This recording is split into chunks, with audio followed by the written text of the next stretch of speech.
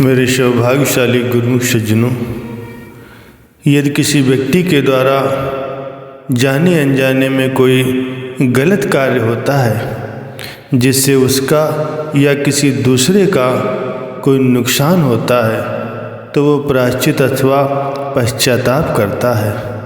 महापुरुषों ने भी कहा है कि प्रायश्चित अथवा पश्चाताप करना यानी किए गए किसी कार्य को जिसके करने से मनुष्य को महान हानि प्रतीत हो, उस कार्य को पुनः न करने का दृढ़ संकल्प ही प्रायश्चित होता है। यही पवित्रता की प्रथम सीढ़ी है। सच्चे पश्चाताप से हृदय के सारे विकार दूर हो जाते हैं, वो पावन एवं साफ हो जाता है और पवित्र हृदय में ही शुभ संकल्प, प्रभु प्राप्ति की चाह और आत्मबोध की भावना जागृत होती है। इससे स्वभाव में नया मोड़ आ जाता है। पिछले दोषों यानी पापों को पुनः न होने देना इसी स्मृति को वर्तमान में बनाए रखता है। सूफी साधना में प्रायश्चित का नाम तौबा कहा गया है, यानी कि जब तक मनुष्य में खुदी है तब तक खुदा से वो नहीं मिल सकता।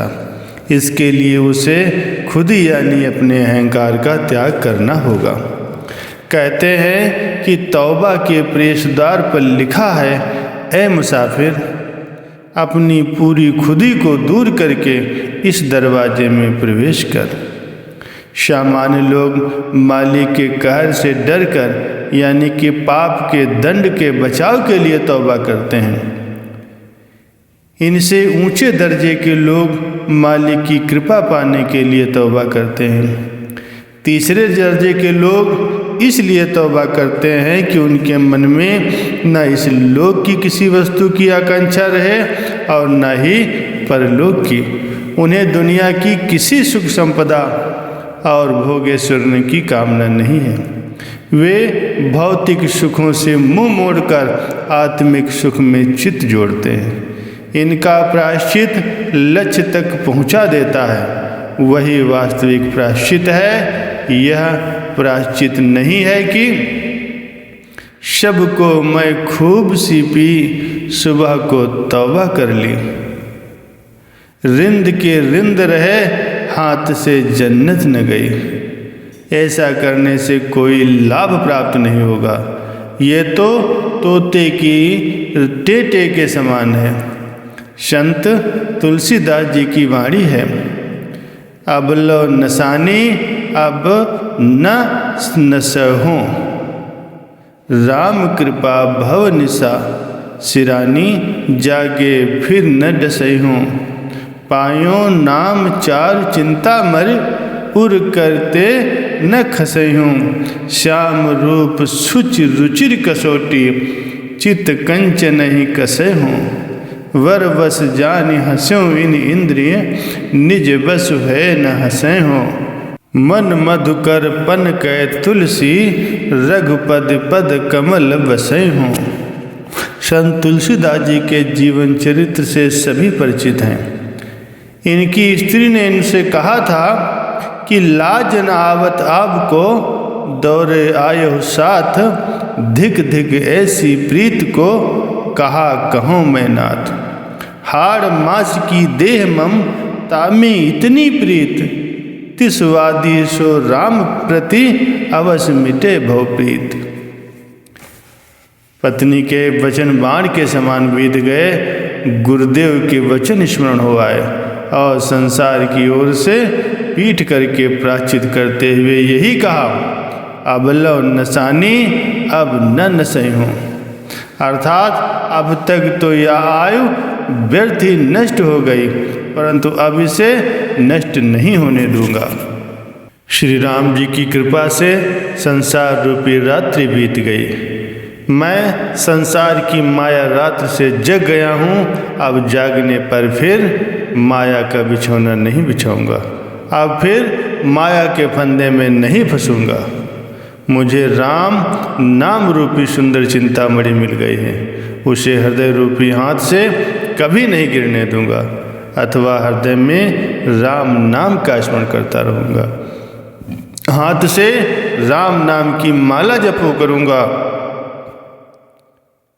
श्री रघुनाथ जी का जो पवित्र श्याम सुंदर रूप है उसकी कसौटी बनाकर अपने चित्त रूपी सोने को कसूँगा, अर्थात ये देखूँगा कि श्री राम के ध्यान में मेरा मन सर्वदा लगता है कि नहीं। जब तक मैं इंद्रियों के बस में था तब तक उन्होंने मन माना नाच नचाकर मेरी हंसी उड़वाई, परंतु अब स्वतंत्र होने पर यानी मन इंद्रियों को जीत लेने पर उनसे अपनी हंसी नहीं करवाऊंगा। अब तो अपने मन रूपी भ्रमण को प्रण करके श्री राम जी के चरण कमलों में लगा दूंगा, अर्थात श्री राम जी के चरणों को छोड़कर अब दूसरी जगह कहीं नहीं जाऊंगा।